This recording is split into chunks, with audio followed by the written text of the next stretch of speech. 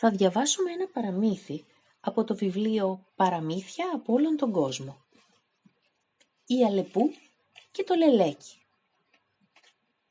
Πριν πολλά χρόνια, στην άκρη από το ξέφωτο του δάσους, υψωνόταν ένα αιωνόβιο και μεγαλοπρεπές δέντρο. Όλα τα ζώα έβρισκαν καταφύγιο και ξεκούραση ανάμεσα στα κλαδιά του. Μια μέρα, ένα λελέκι και μια αλεπού αποφάσισαν να εγκαταστήσουν το σπίτι τους σε αυτό το μεγάλο δέντρο. Το λελέκι, εργατικό και υπομονετικό, έχτισε ένα ωραίο και βολικό σπιτάκι ανάμεσα στα κλαδιά, ενώ η αλεπού, λιγότερο έμπειρη, ετοίμασε μια καλύβα με ξύλα και άχυρα.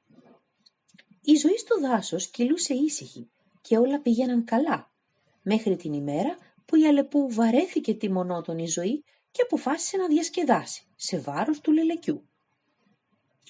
«Κουμπάρα λελέκι», είπε μια μέρα η αλεπού, «θα θέλατε να έρθετε για γεύμα σε μένα? Θα σας ετοιμάσω ένα απολαυστικό γεύμα που θα γλύφετε το ράμφο σας». «Δέχομαι ευχαρίστως», απάντησε το λελέκι. «Είναι μέρες που δεν βρίσκω τροφή τις αρεσκίες μου». Γελώντας ευχαριστημένη κάτω από τα μουστάκια της, η αλεπού χαιρόταν για το άσχημο αστείο. Έβαλε σε μία κατσαρόλα όλα τα χορταρικά που είχε κλέψει από εδώ και από εκεί και ετοίμασε ένα νόστιμο ζουμί. Την ορισμένη ώρα το λελέκι παρουσιάστηκε και με μεγάλη του λύπη διαπίστωσε πως η σούπα είχε σερβιριστεί σε πιάτα. Πώς θα μπορούσε να τη φάει με το μακρύ του ράμφος? «Κουμπάρε λελέκι, γιατί δεν τρώτε? Μήπως δεν σας αρέσει η σούπα μου?»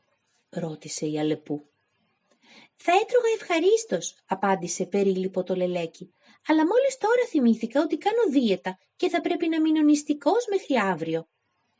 Αφού είπε αυτά, επέστρεψε σπίτι, στριφογυρίζοντας στο μυαλό του την εκδίκησή του.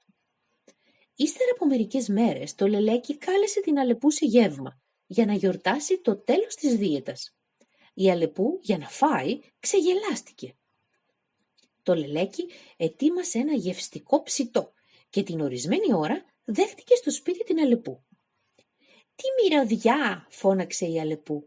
«Δεν βλέπω την ώρα να καθίσω στο τραπέζι». Όμως το μυρωδάτο ψητό ήταν σερβιρισμένο σε δοχεία με ψηλό και στενό λαιμό, ενώ το λελέκι τσιμπούσε και έτρωγε με ευχαρίστηση, η αλεπού δεν κατάφερνε να χώσει το χοντρό μουσούδι της στο δοχείο. Τότε κατάλαβε ότι την είχαν κοροϊδέψει. Θυμωμένη γύρισε σπίτι της με άδεια την κοιλιά της και ζήσαν αυτοί καλά και εμείς καλύτερα.